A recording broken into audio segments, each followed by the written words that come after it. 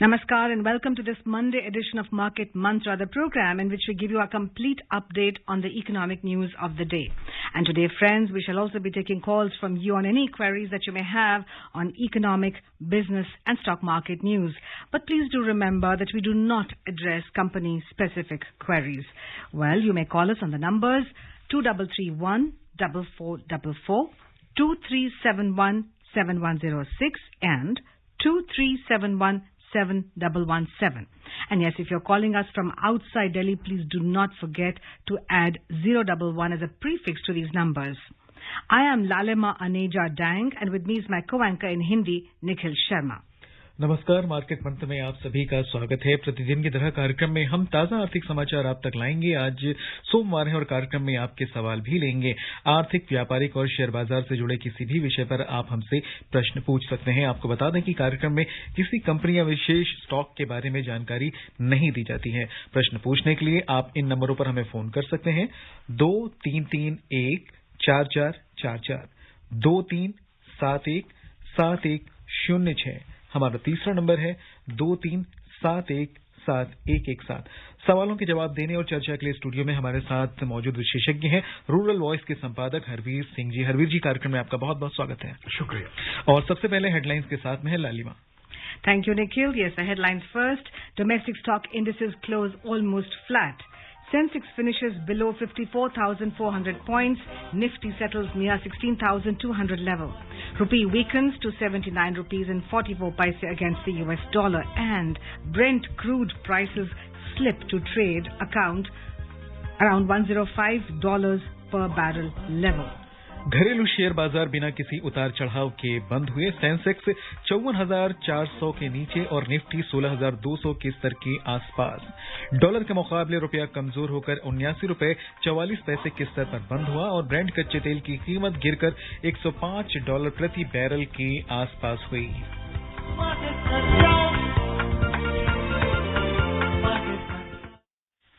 वैश्विक शेयर बाजारों में मामूली गिरावट के बीच आज सेंसेक्स और निफ्टी बिना किसी उतार चढ़ाव के बंद हुए। सेंसेक्स 54,400 के नीचे और निफ्टी 16,200 के स्तर के करीब बंद हुए। बॉम्बे स्टॉक एक्सचेंज का सेंसेक्स आज 87 अंक घटकर 54,395 पर बंद हुआ। नेशनल स्टॉक एक्सचेंज का निफ्टी भी 5 अंक गिरकर 16,216 पर आ गया। विस्तृत बाजार की बात करें तो बीएसई मिड कैप सूचकांक आज 0.63% की बढ़त में रहा और स्मॉल कैप सूचकांक में 1.07% की वृद्धि हुई। The Sensex and the Nifty today ended almost flat. Both stock indices slipped marginally amid positive global markets. The Sensex closed below 54,400 points while the Nifty finished near 16,200 level. The Sensex declined 87 points to finish at 54,395. Nifty also slipped 5 points to end at 16,216. In the broader market at the BSE, the mid-cap climbed 0.63%, while the small-cap index ended 1.07% up. In the Sensex pack, 16 companies posted gains, while 14 logged losses. Tata Steel was the top gainer as it climbed 3%. Mahindra & Mahindra surged 2.9%. Dr. Reddy Lab gained 2.3%, and ICICI rose 1.8%. On the other hand, Bharti Airtel tumbled 5% and TCS plunged 4.5%. HCL Tech declined 4.1% and Infosys fell 2.7%.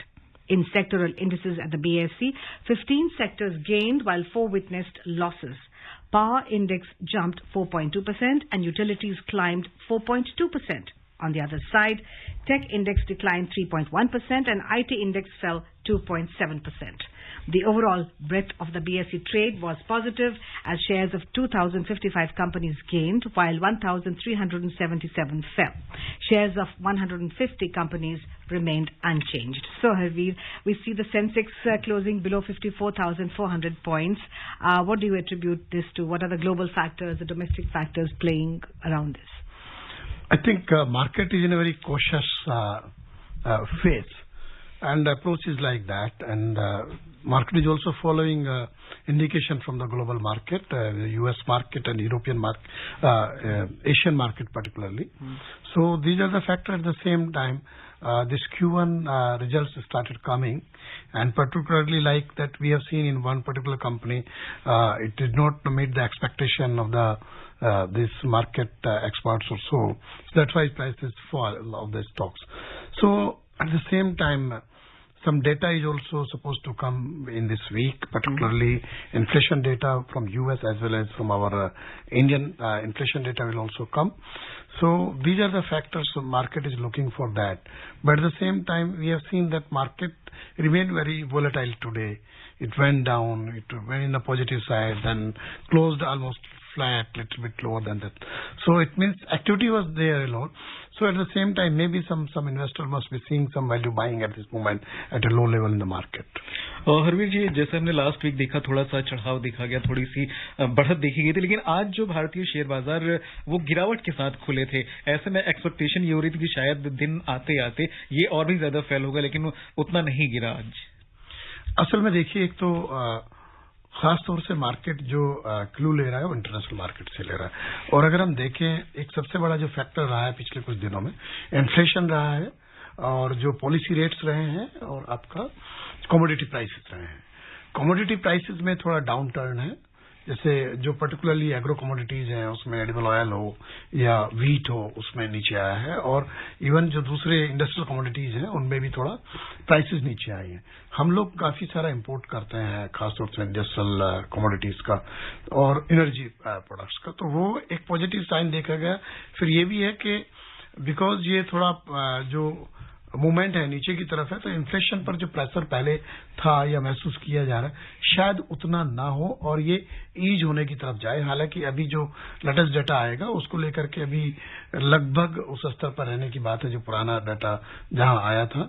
सो लेकिन future के लिए एक indication है, तो उसको देख करके लगता है कि जो सेंट्रल बैंक्स हैं उनका जो स्टांस होगा वो बहुत ज्यादा सख्त नहीं होगा, इसलिए मार्केट थोड़ा सेंस कर रहा है और वहीं एक पर्टिकुलर जो रेंज है उसमें मूव कर रहा है। आप ग्लोबल न्यूज की बात कर रहे हैं और खासतौर पे जो हम अमेरिकन डेटा इसमें काफी मैटर करता है, और अभी 26 या 27 जुलाई को उनकी एक मीटिंग भी होने वाली है, जिसमें कुछ शायद एक्सपेक्टेड है कि अब वो उतना अपना ब्याज की दर नहीं बढ़ाएंगे।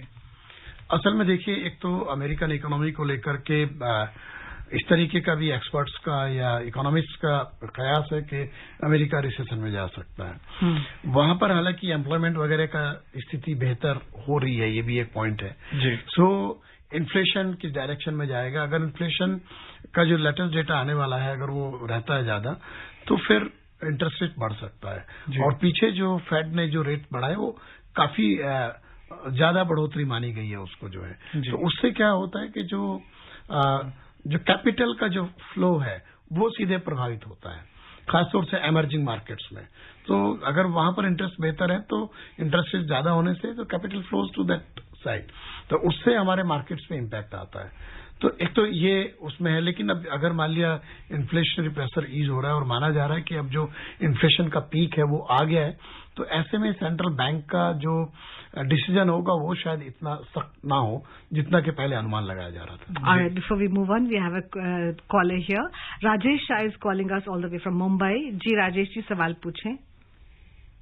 हाँ जी, नमस्ते, गुड इवनिंग। नमस्ते जी। मेरा क्वेश्चन है कि डॉलर के सामने रुपया 80 रुपया हो गया है, फिर आईटी इंडस्ट्री में इतना डाउन क्यों हो रहा है?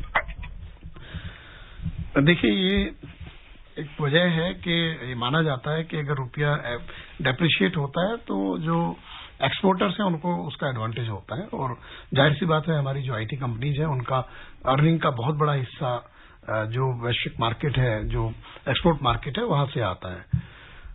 लेकिन ये भी है कि जो मार्केट के जो एनालिस्ट और एक्सपर्ट देखते हैं कि ग्रोथ क्या होगा। जो रिजल्ट आज आए हैं उसमें माना गया है कि वो बिलो एक्सपेक्टेशन है। तो ये देखिए, मार्केट में बहुत सारी चीजें सेंटिमेंट्स और दूसरे जो लॉन्ग टर्म फैक्टर्स हैं या मीडियम टर्म फैक्टर्स हैं उसको लेकर के होता है, और ये जो रिजल्ट सीजन है इसमें काफी कुछ मायने रखता है रिजल्ट्स कंपनीज के किस तरीके से आते हैं। तो ये वाकई आपने कहा कि जो रुपी डेप्रिशिएट हुआ है उसका उनको एडवांटेज मिलता है, but at the same time company का परफॉर्मेंस क्या है वो भी मैटर करता है स्टॉक प्राइसेस में। जी, इस बीच मुंबई से ही हमारे अगले कॉलर हैं हसमुख। हेलो हसमुख जी, आप हमें सुन रहे हैं जी? आपका प्रश्न। सर मेरा प्रश्न ये है कि ये जो श्रीलंका में हो रहा है जो भी जी, will it effect our market in long term और शॉर्ट टर्म? Thank you. देखिए, श्रीलंका के साथ हमारा ट्रेड तो होता है और वहाँ की स्थिति बड़ी खराब है इकोनॉमिक, उसमें हम लोग मदद कर रहे हैं उनको। जैसे अभी हमने फर्टिलाइजर भेजा है, फूड भी भेजा है, तो ये उनको क्रेडिट लाइन की भी बात की है। तो ऐसे में बिकॉज हमारे पड़ोस में देश है और वहां पर आर्थिक और सामाजिक रूप से शांति रहे, डेमोक्रेटिक जो वहां का इंस्टीट्यूशन है वो फ्लॉरिश हो, ये एक हमारी रिस्पॉन्सिबिलिटी बनती है बीइंग ए नेबरिंग कंट्री और बड़ा देश होने के नाते। तो उसमें हम मदद तो करेंगे उनकी, और हो सकता है कि इससे हम लोगों को फायदा मिले कि हमारे जो रिलेशंस है वो और बेहतर उनके साथ में हो और हमारी जो इकोनॉमिक अपॉर्चुनिटीज है हमारे लिए वहां पर और बेहतर पैदा हो। In fact, I was reading a report in the paper, Harry, that because of the ongoing turmoil and fuel shortage in Sri Lanka, it has boosted aviation turbine fuel sales in South Indian airports like Thiruvananthapuram, Cochin and Chennai, because the flights which had to go to Sri Lanka are now stopping here in India to buy fuel. So that is another fallout of this crisis. Well, we are now joined by Bharat Bhushan from Delhi. Sorry, we are joined by Gurunath from Thane. हाँ जी, सवाल पूछें। जी madam नमस्कार। नमस्कार जी। जी हरवीर सिंह को नमस्कार। जी नमस्कार। और sir मेरा क्वेश्चन है सर, ये जो अभी न्यूज में मैं देखा सर, ये जो चाइना की कंपनी वीवो है सर, वो जो 62,000 करोड़ का कुछ यहाँ से ट्रांसफर हो गया बिना टैक्स अदा किए हुए हमारे देश का। तो सर क्या ये बीच में मतलब हमारी जो जांच एजेंसी है ये जो कांड होते रहते हैं तो इससे पहले पता नहीं चलता है, ऐसी कोई यंत्रणा नहीं है क्या हमारे देश में? Thank you sir. देखिए, अभी इस स्टेज पर हम लोग कोई टिप्पणी नहीं कर सकते इस मामले में।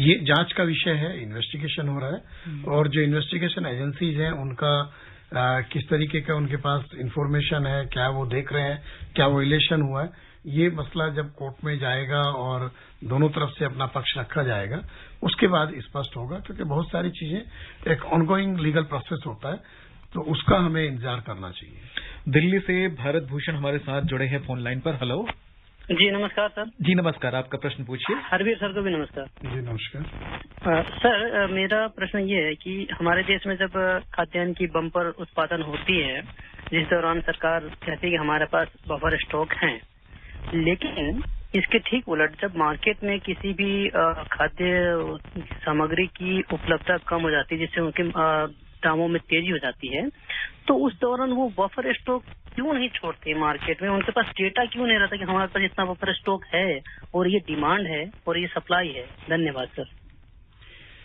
नहीं, देखिए, जो हमारे पास जो प्रोडक्शन होता है उसका भी आंकड़ा सरकार के पास होता है, क्योंकि सरकार ही जो एस्टिमेट है उत्पादन के उनको रिलीज करती है।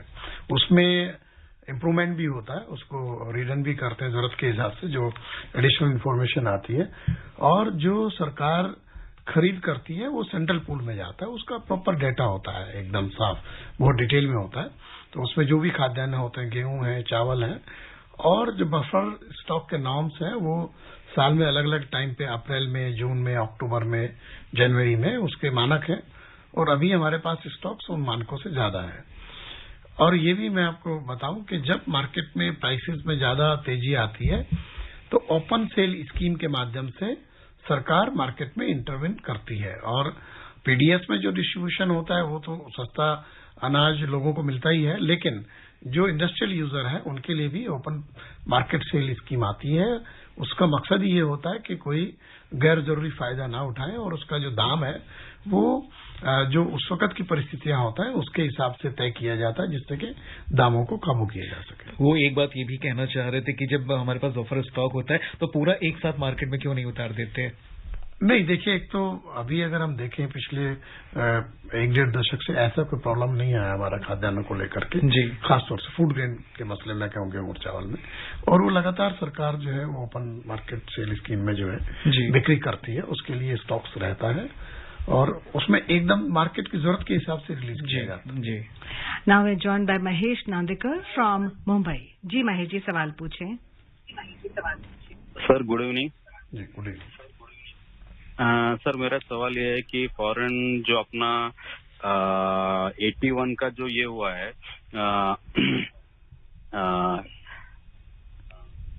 जी 81 रुपीज अपना डॉलर के सामने रुपीज का जो ये हुआ है कम हुआ है, तो उसका फॉरेन एक्सचेंज का जो मनी अपने पास अपने इंडिया में जो भी मार्केट में अवेलेबल होगा उसके हिसाब से कुछ उसका फर्क गिरेगा क्या अपना इन्फ्लेशन का, या कुछ इसमें जैसा श्रीलंका का हुआ वैसा अपना कुछ चांसेस है वैसा कुछ होने का?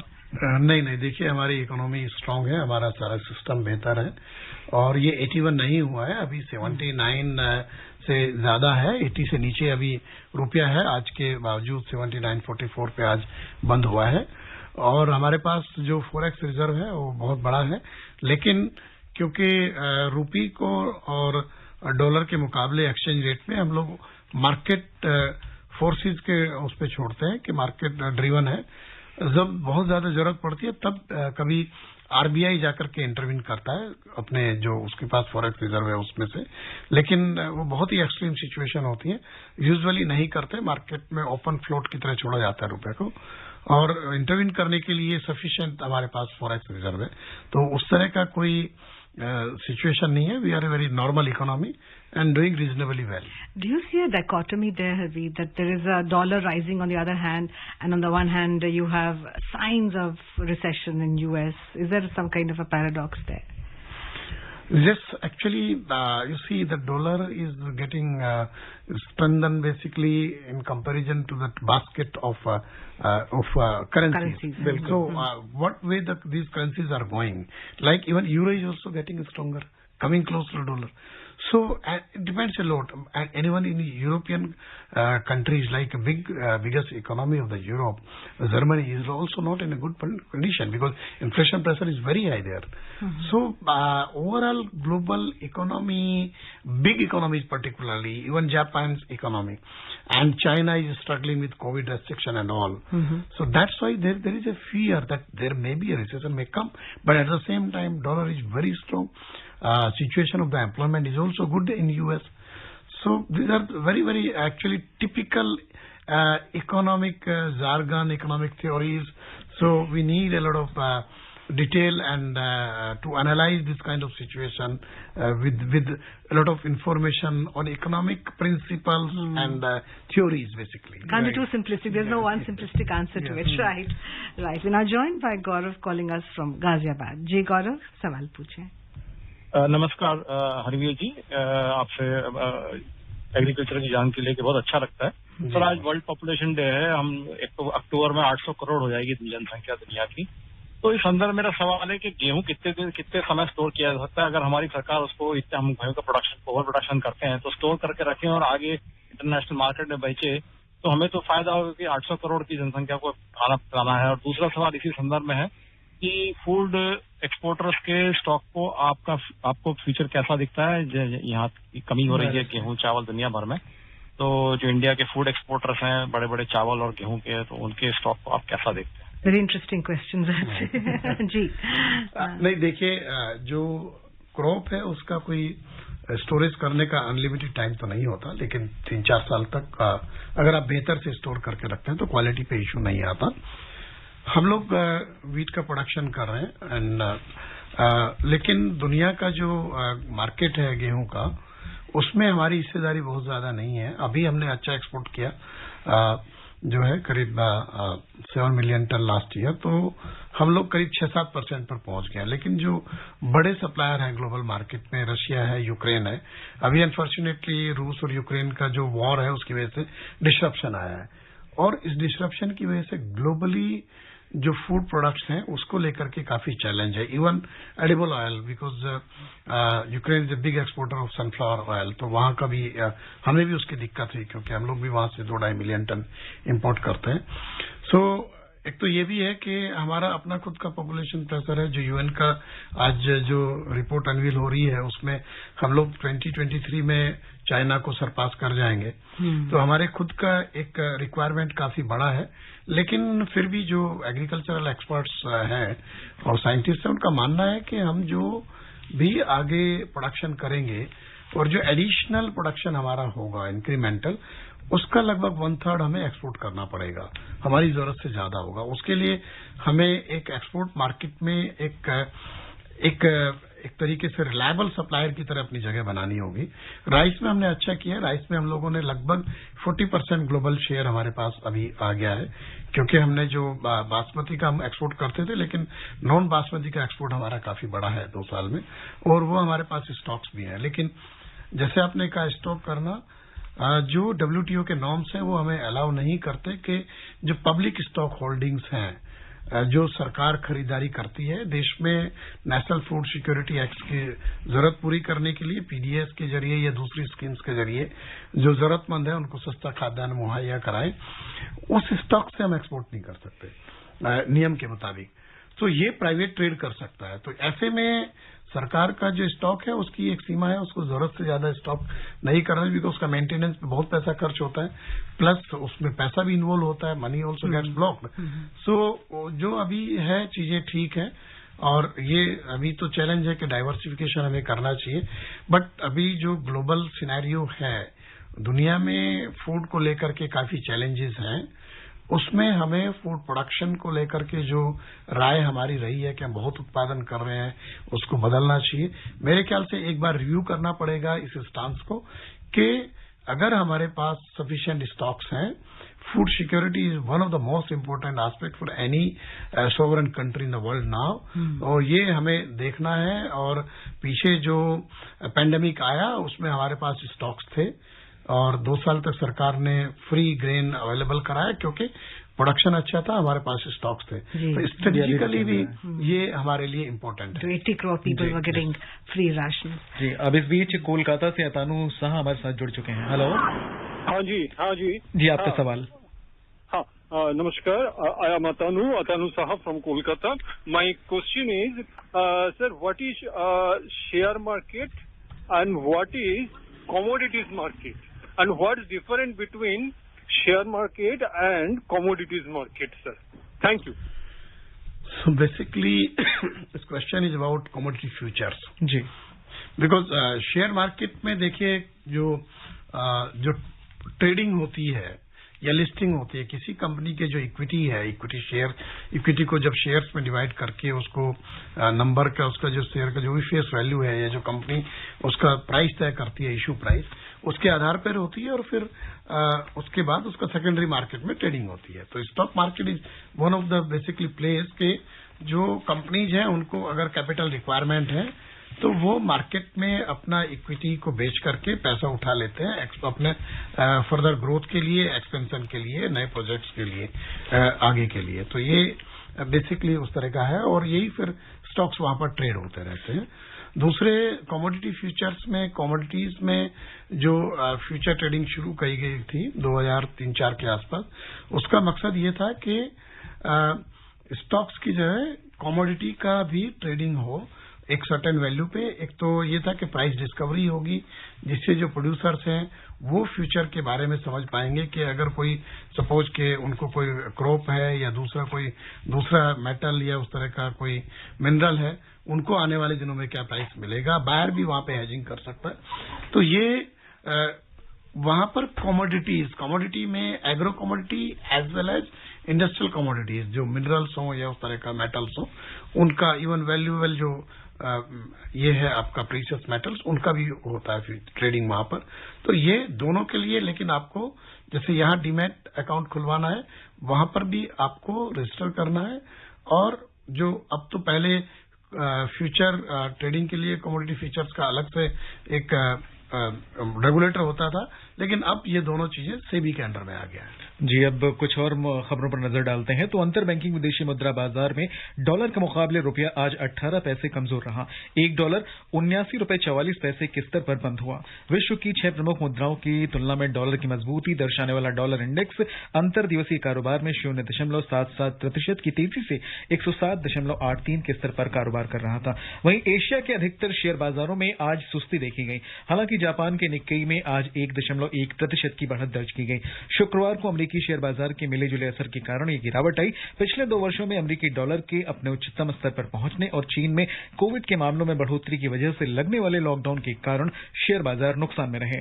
हांगकांग का हैंग सेंग आज 2.8% लुढ़क गया और चीन का शंघाई कंपोजिट सूचकांक 1.8% नीचे आ गया। वहीं दूसरी तरफ दक्षिण कोरिया के कॉस्पी में 0.4% की गिरावट दर्ज की गई। यूरोपीय शेयर बाजारों में भी अंतर्दिवसीय कारोबार के दौरान नुकसान देखा गया। लंदन का FTSE 100 0.3% और फ्रांस का कैक 0.7% लुढ़क गया। वहीं जर्मनी का डेक्स 1% की गिरावट के साथ कारोबार कर रहा था। Mr. Parameswaran Iyer today took charge as the new Chief Executive Officer of Niti Aayog, a 1981 batch IAS officer of Uttar Pradesh cadre. Mr. Iyer has worked with both the public and the private sectors. He was secretary in the Ministry of Drinking Water and Sanitation in New Delhi during 2016 to 2020. Mr. Iyer spearheaded the implementation of the country's flagship Swachh Bharat mission, which successfully delivered access to safe sanitation to 550 million people. Let's take a look at oil now. Well, oil prices today fell in volatile trade. Crude oil prices declined, pairing initial gains as several Chinese cities imposed fresh restrictions amid rising COVID cases. In intraday trade, Brent crude was trading at $104.80 per barrel, while WTI crude prices were at $102.10 per barrel. Multi commodity exchange में अगस्त के वायदा कारोबार में सोना आज 115 रुपए सस्ता होकर 50,665 रुपए प्रति 10 ग्राम पर चल रहा था। जुलाई अनुबंध वाली चांदी 150 रुपए टूटकर 56,985 रुपए प्रति किलोग्राम के स्तर पर कारोबार कर रही थी। उधर न्यूयॉर्क मर्केंटाइल एक्सचेंज में सोना बढ़त के साथ $1,732.60 प्रति औंस के स्तर पर, जबकि चांदी $19.15 प्रति औंस पर कारोबार कर रही थी। और इस बीच प्रवर्तन निदेशालय ने धन शोधन निवारण अधिनियम के तहत मॉरिस कॉइन क्रिप्टो करेंसी धोखाधड़ी मामले में 14 करोड़ रुपए की संपत्ति कुर्की की है। प्रारंभिक कार्रवाई से पता चला है कि विभिन्न फर्मों के माध्यम से निवेशकों से धन इकट्ठा किया गया था।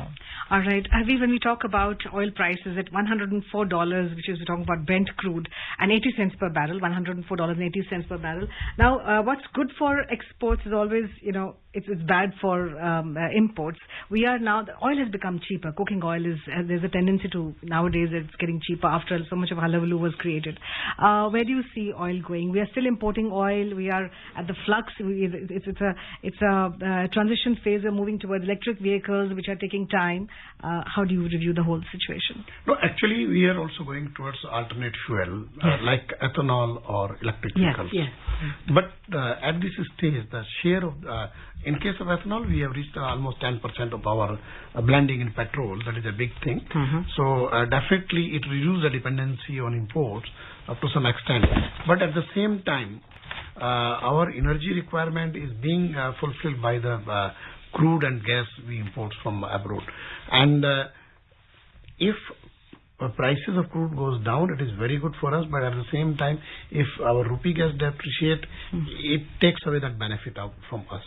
So we are in a situation, but definitely we have to import a lot. Like as you said, that edible oil prices has gone down because globally prices has gone down. Maybe in coming days it will ease and it is good for us. And the fact that we're buying now from Russia, it's not so much of a quantity. No, we are buying a very big quantity from Russia now. India and China are buying very big quantity from Russia. So at a discount rate, that is good for us. All right.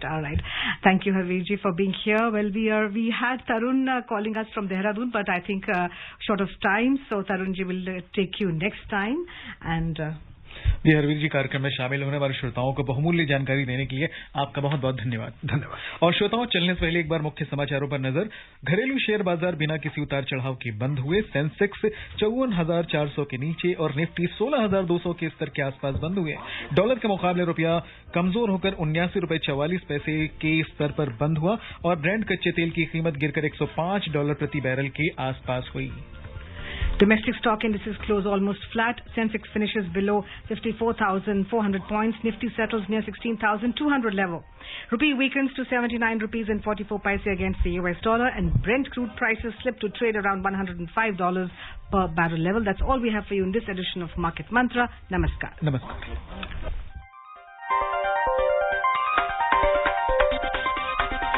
Market Mantra.